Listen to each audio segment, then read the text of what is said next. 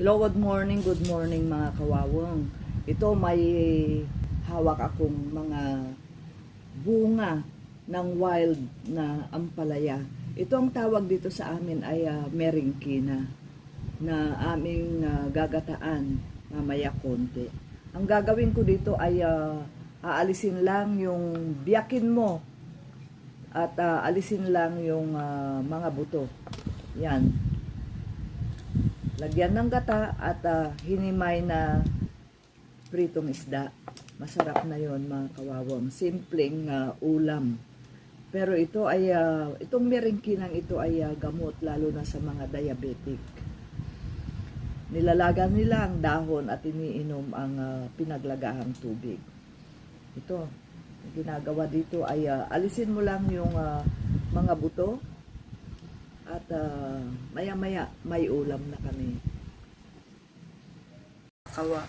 Yan na mga kawawang, maggagata na ako ng bunga ng wild ampalaya. Kumukulo na yung gata kaya ilagay ko na yung bunga ng ampalaya.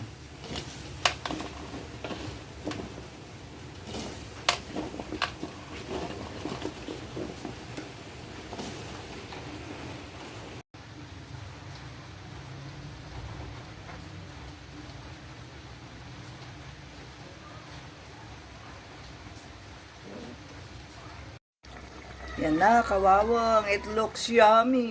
Yummy talaga. Yan, nilagyan ko ng 4 na malalaking sili. Yan na ang aking ginataang ampalaya with sili, mga kawawang.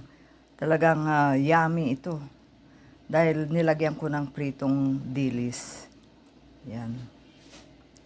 It looks yummy. Yummy talaga, mga kawawang.